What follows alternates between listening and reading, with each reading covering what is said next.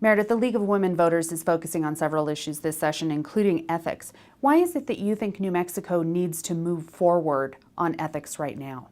Well, we see ethics violations everywhere. I think part of the value of having an ethics commission is having legislation such as the bill that is not probably going to make it through the session, HB 115, is that when we have a bill that can spell out and then becomes law, spell out what we can consider to be ethical behavior.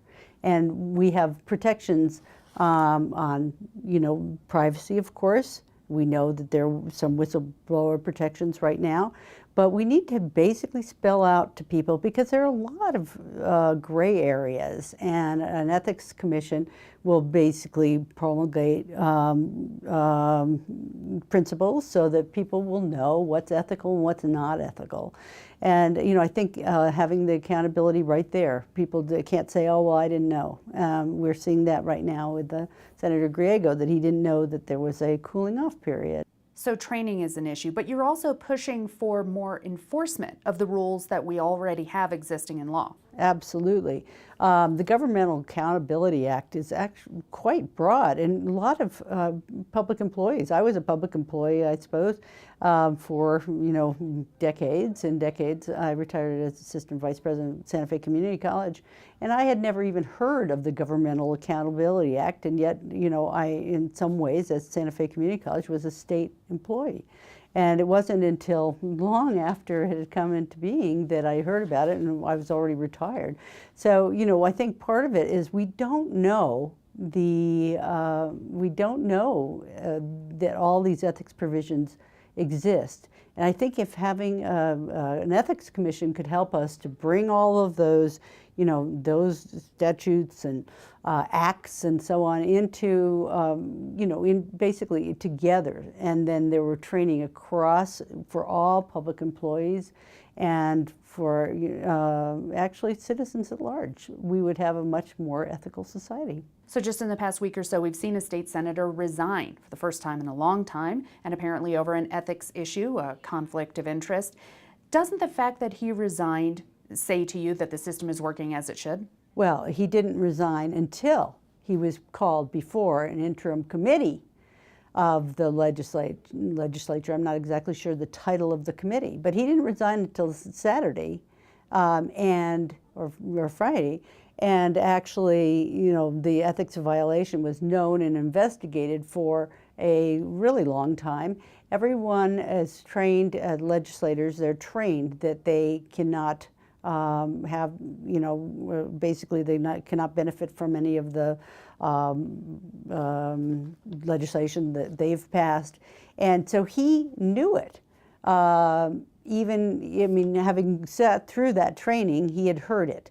And yet he basically waited until it was, absolutely clear that it was not going to be tolerated anymore. So I honestly think that it needs to be something that, is a little bit more organized. We would love to see an independent ethics commission. Why should it be independent? Oh, well, we have to, I know that people scoff at the term good government groups, but there are a lot of individuals who are willing to serve in roles such as this, who don't have any political interests.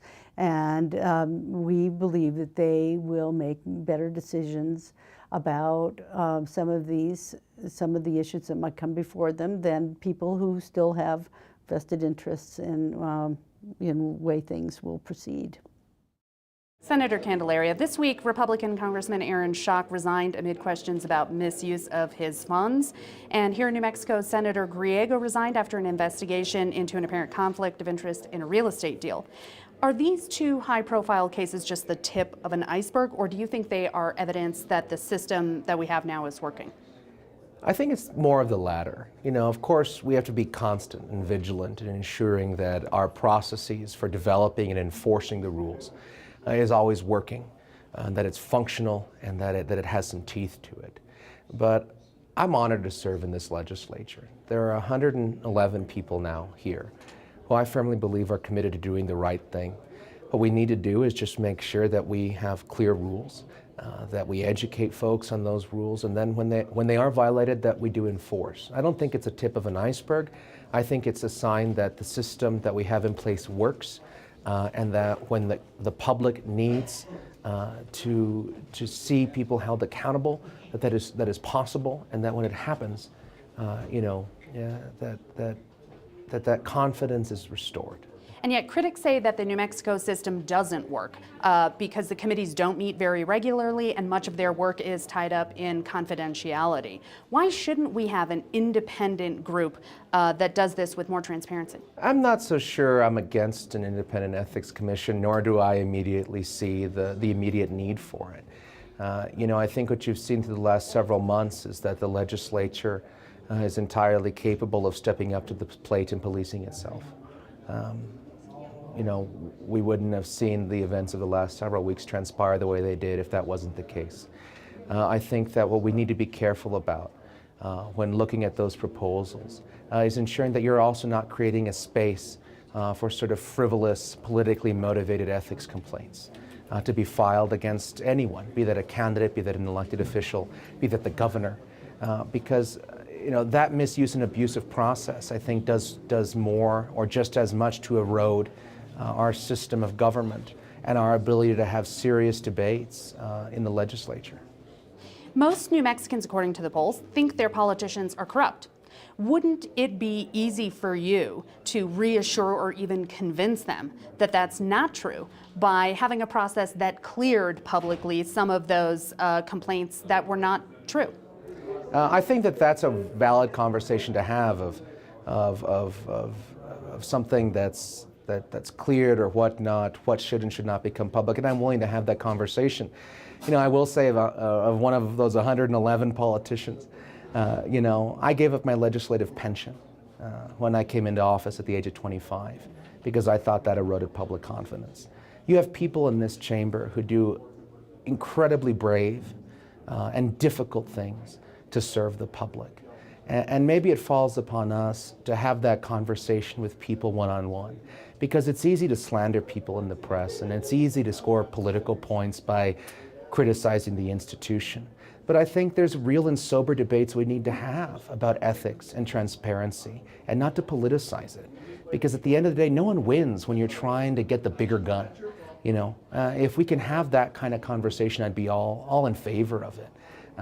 But there's people in this building who have enormous capacity to do amazing things for the state. We leave our homes, we leave our jobs because we care. We should be held accountable, yes, but I think we need to have a real conversation about ethics and not be driven by, opinion polling that, may be motivated in and of itself. Yes, but part of the reason for that public perception is because this conversation about ethics has been going on for a long time. What would it take to get that conversation down on the Senate floor? Well, I think it depends on the issue that's brought before the full chamber, but I would push back a little and say that things have changed. I think the Congressman Schock situation shows that in Washington, the days of unlimited gift giving, the days of being able to play fast and loose with the rules, that we're moving past that as a country. And here in Santa Fe as well. We just had a resignation from the Senate. It's the first that has happened in almost 30 years. At the end of the day, however, the best check on ethics, the best check on corruption is the election. If people truly are not happy with the government they have, I urge folks to get involved and run for office. Elections are the best check we have on government, because in our system, that's how people speak.